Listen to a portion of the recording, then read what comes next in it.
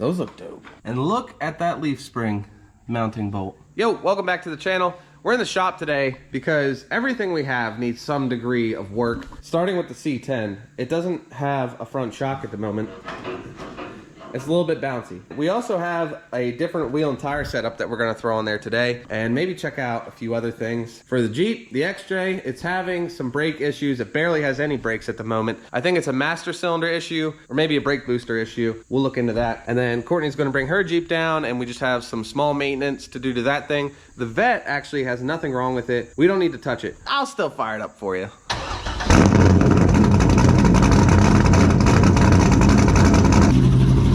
All right, let's get started.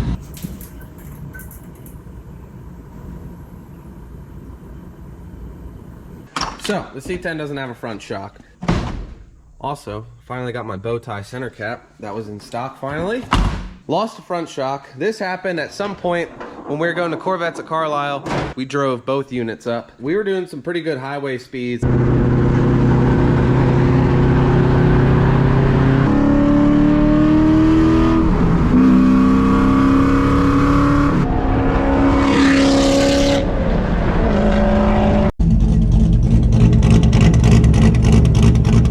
And there were a few big bumps I remember, and one of them was enough to knock it loose, I guess. I'll show you.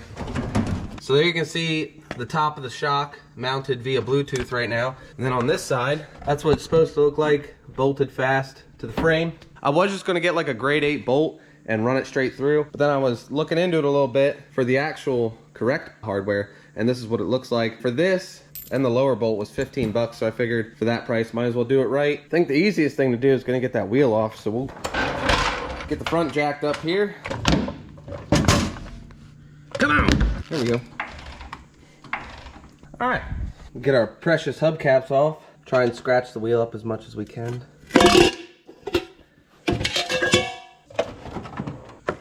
Sure. Way off. Rest. Hey, this won't be so bad. It looks a lot worse from the top. But this, boop, just goes in there, and then you bolt your shock right there. As long as I have enough room to get up here. Oh yeah. We're good. I'm not even gonna worry about that bottom hardware. But look at that oil. That is overnight, boys. What's going on up yonder? Sure is wet. I don't know. Probably rear main.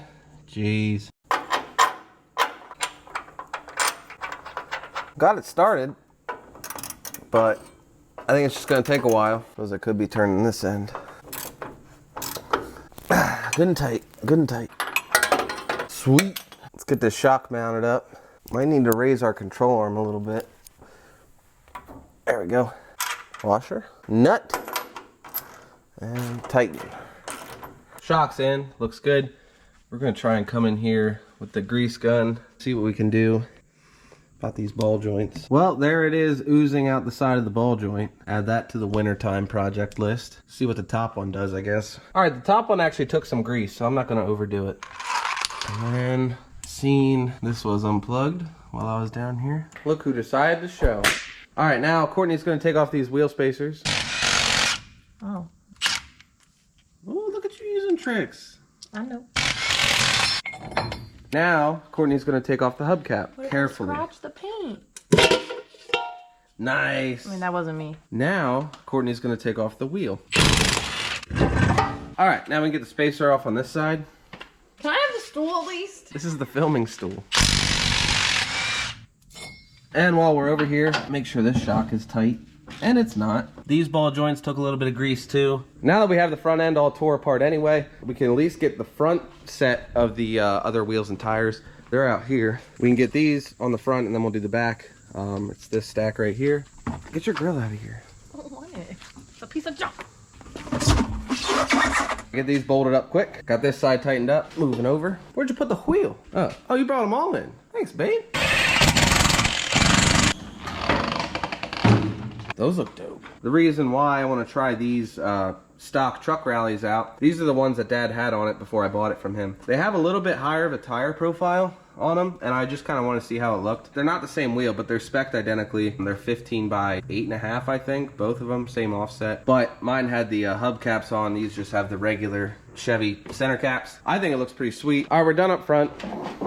Got them torqued down also. Now we'll move to the back. Get these back ones swapped out quick. I also want to figure out why it's so squeaky back here. It almost seems like the bed is loose. Yeah, look at that.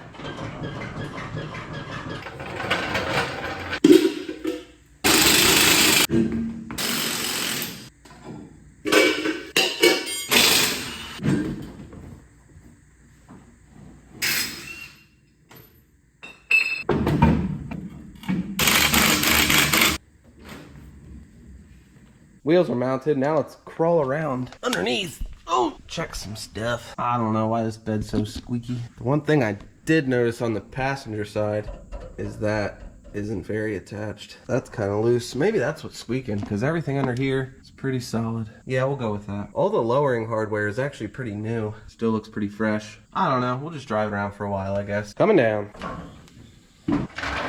Check it out. I think I like my wheels better with the dog dish hubcaps, but I like the profile on these tires. But I would still want 295s on the back. But I think I'm gonna rock it like this for a while. I kind of dig it. Hey, I think I found the squeaking. I was torquing this wheel down and I peered into here and look at that leaf spring mounting bolt. It's jammed in there pretty good. Let's work on getting that fixed. Jeez. Try and jack up the suspension a little bit to take some of that tension off. Man, it's still pretty tight.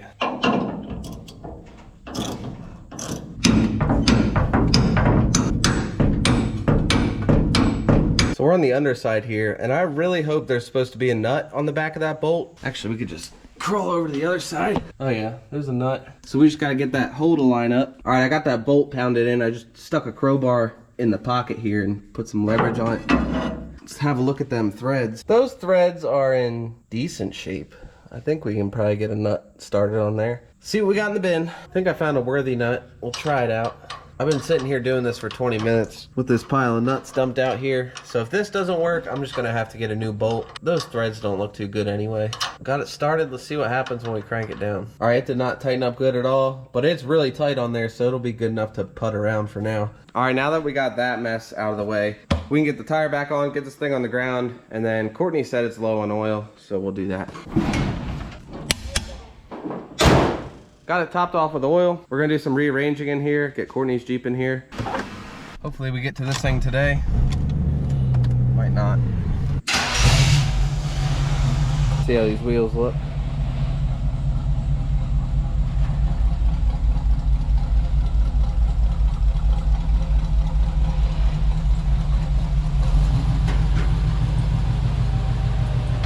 I have a feeling I'm gonna be running those like that for a while. You're good.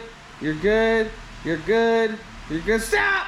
We're under Kourtney's Jeep. We want to reseal the rear diff here because of how much it looks like it's leaking. All right, we need 1/2 inch socket.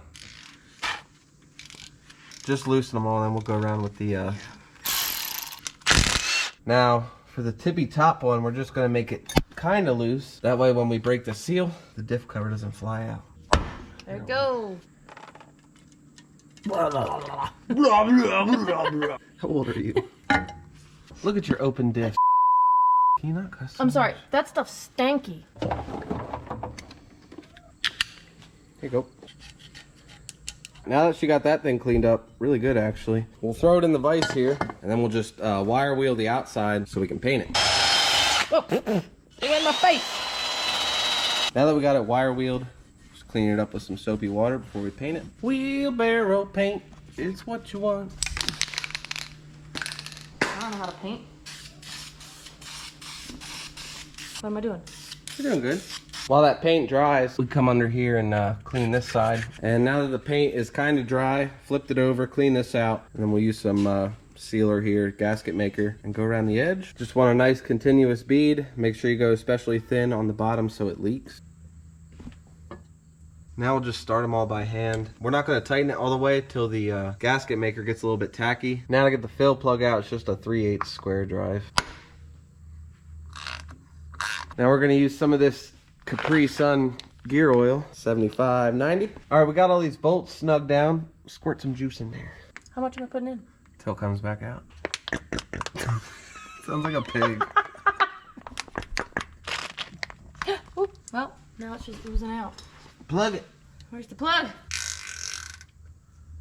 Got her done. Look at that, you can wipe something off the list. Oh, it's been on there for so long. Why are you doing that? Because when something doesn't erase, you just color over it, and now it does. What? Man, follow for more tips and tricks. All right, that's really all we have time for today. I'm gonna come back here tomorrow, get my Jeep in here, and we'll start working on those brake issues. Got the Jeep in here. It's not the next day, it's actually the following weekend. I wanted to get some parts ordered in and go a different route with it. I don't think I'm gonna replace any of the brake things today, but I will quickly go over what was going on. So for a while, this thing was drinking brake fluid, and I had to add it quite a bit, but it didn't have a leak, so I wasn't sure what was going on. So I just kept adding fluid.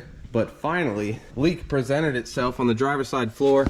You can see it's wet up here. I already cleaned it up, but you can see where it was. So it's leaking into the cab. And I suspect that it's the master cylinder, and it leaked into the brake booster, filled it up, and then leaked into the cab. Both of those are gonna need replaced. I got the new parts right here. Brand new brake booster and a brand new master cylinder. So that's the route we're gonna go with the Jeep. That's gonna be its own video, replacing those two things. I did just wanna quickly point that out. And after driving the C10 around for a week with the truck rallies on it, I came to some conclusions. One, I think I like my wheels better, but I like the profile of these tires better. So for the front, I think I'm gonna get this exact tire size, the 275/60 15s for my wheels. And then on the back, I like the 295s that I did have on here. They just come out and it looks nice and wide from the back. But like I said, I want this tire profile. I'm gonna have to do a little bit of research on the Cooper Cobras and finding a 295 that has a taller sidewall like those. But these tires are brand new, but we can take care of that problem real quick. That way I can justify